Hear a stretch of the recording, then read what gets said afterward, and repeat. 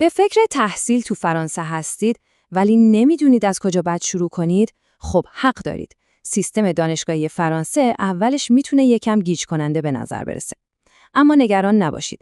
امروز قراره با هم این نقشه رو باز کنیم و ببینیم چطور میتونید بهترین مسیر رو برای آینده تحصیلی و البته شغلیتون انتخاب کنید. خب، بیایید با یه تصور خیلی رایج شروع کنیم که البته چندانم درست نیست. خیلی‌ها فکر می‌کنن انتخاب دانشگاه تو فرانسه فقط بین دولتی و خصوصیه.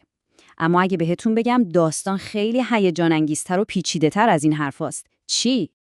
ببینید در واقع ما با یه اکوسیستم کامل آموزشی طرفیم. از دانشگاه‌های دولتی که قلب تپنده تحقیق و پژوهش هستن تا مدارس عالی فوق‌العاده معتبر یا همون کاندکول که مدیران و مهندسان ارشد آینده فرانسه رو تربیت می‌کنن و حتی مدارس فوق تخصصی که شما رو مستقیما برای یه حرفه خاص آماده می‌کنن.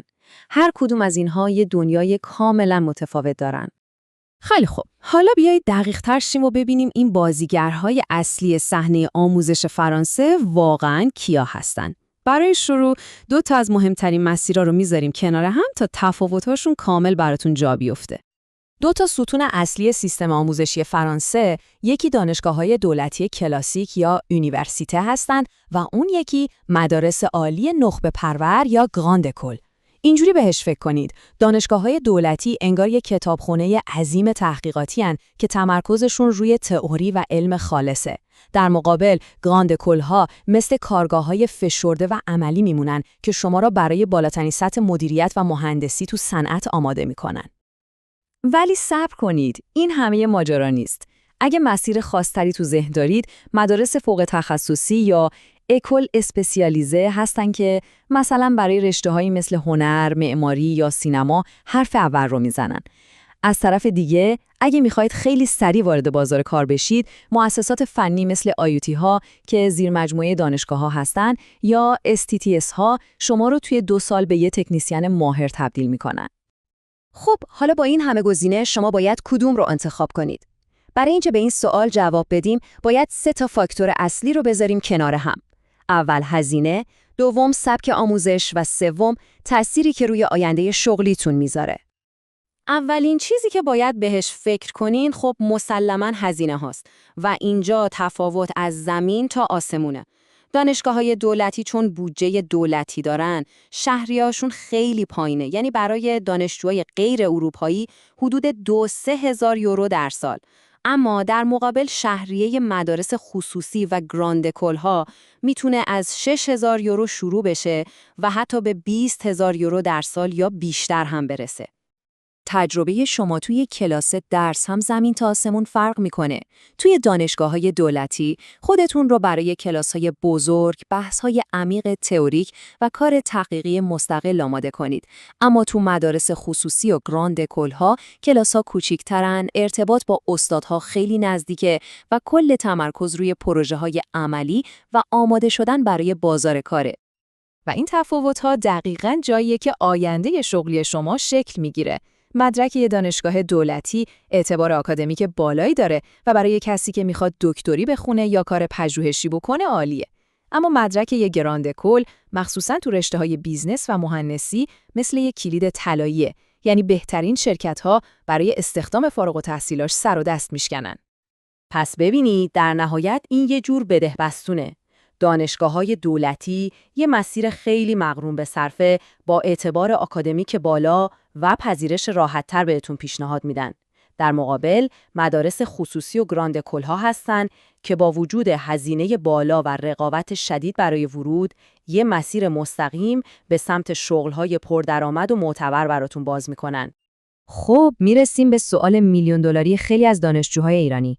کنکور چی؟ آیا فرانسه هم چیزی شبیه کنکور خودمون داره؟ بیاید این موضوع رو یه بار برای همیشه روشن کنیم. اول از همه باید با این کلمه کلیدی آشنا بشید. کنکور. اسمش شبیه کنکور خودمونه ولی کارکردش زمین تا آسمون فرق داره. کنکور تو فرانسه یه آزمون سراسری برای ورود به همه دانشگاه‌ها نیست، بلکه یه سری آزمونای فوق‌العاده سخت و رقابتیه، اونم فقط برای ورود به بهترین و معتبرترین مؤسسات، یعنی همون گراند اکول‌ها. ببینید، راه رسیدن به یک گرند کل واقعاً یه ماراتون نفسگیره. دانشجوها اول باید 2 سال رو تو کلاسای آمادگی فوق فشرده به اسم پرپا بگذرونن که میگن از خود دانشگاه هم سخت‌تره. بعد از اون تازه میتونن تو آزمون سرنوشت‌ساز کنکور شرکت کنن تا شاید شانس ورود به این مدارس رو پیدا کنن. پس این نکته رو یادتون نره که خیلی هم مهمه. اگه دارید برای لیسانس توی یه دانشگاه دولتی معمولی اپلای می‌کنید، خبری از کنکور سراسری نیست. پذیرش شما بیشتر بر اساس مدارک تحصیلی و سطح زبانتون انجام میشه. خیلی خوب. حالا که خیالمون از بابت کنکور راحت شد، بیایید بریم سراغ خود پروسه اپلای کردن برای مقاطع مختلف. برای لیسانس تو دانشگاه‌های دولتی پروسه خیلی پیچیده نیست. یعنی شما اول برنامه و دانشگاهتون رو انتخاب می‌کنید، بعد مدارک لازم مثل دیپلم، ریزنمرات و مدرک زبانتون رو آماده می‌کنید، درخواستتون رو آنلاین می‌فرستید و منتظر نامه پذیرش میمونید. به همین سادگی. برای مقاطع بالاتر قضیه یکم شخصی‌تر میشه. برای ارشد رزومه و انگیزه‌نامه شما حرف اول رو میزنه. باید نشون بدید که چرا شما برای اون برنامه مناسبید. اما برای دکتری بازی کلاً عوض میشه. اینجا همه چیز، مطلقاً همه چیز، به پروپوزال تحقیقاتی شما و پیدا کردن یه استاد راهنما که از کار شما خوشش بیاد بستگی داره. و این نقل قول دقیقاً شاهبیت ماجرا برای دانشجوهای دکتریه. مهمترین قدم حتی قبل از اپلای رسمی اینه که با استادها مستقیم ارتباط برقرار کنید. پذیرش شما تقریباً 100% به تایید یه استاد راهنما و پروژه تحقیقاتیتون بستگی داره. و در آخر بیایید یه نگاهی هم بندازیم به چند تا از دانشگاه‌های تاپ و رشته‌های پرطرفدار تا ببینیم گزینه‌های روی میز شما چیها هستن. اینجا چند تا از غول‌های آموزش فرانسه رو می‌بینیم، مثلا دانشگاه‌هایی مثل PSL و سوربن که تو علوم انسانی و تحقیقات حرف اول رو میزنن. در مقابل مدارس عالی مثل HEC پاریس تو بیزنس و اکول پلی‌تکنیک تو مهندسی برندهای جهانی هستن و فارغ التحصیلاشون تقریباً آینده شغلی تضمین شده‌ای دارند. خب جالبه که ببینیم دانشجوها بیشتر سراغ چه رشته‌هایی میرن. همونطور که میبینید مدیریت و بیزنس با اختلاف در صدر جدول هستن و بعدش هم مهندسی و فناوری. این نشون میده که تمرکز خیلی ها روی رشته‌هاییه که مستقیما به بازار کار وصل میشن. ولی و این یه ولی خیلی مهمه. وقتی به بازار کار آینده فرانسه نگاه می‌کنیم، یه داستان دیگه می‌بینیم. بیشترین تقاضا برای شغل‌های فوق فنی مثل علوم داده، هوش مصنوعی و امنیت سایبریه. این یعنی شاید یه شکافی بین رشته‌هایی که دانشجوها الان میخونن و شغل‌هایی که فرانسه در آینده بهشون نیاز داره وجود داشته باشه. یه نکته مهم برای فکر کردن. خب ما با هم یه نقشه کامل از سیستم آموزشی فرانسه رو ترسیم کردیم، از انواع دانشگاه‌ها و هزینه‌هاشون گرفته تا پروسه پذیرش و نیازهای بازار کار.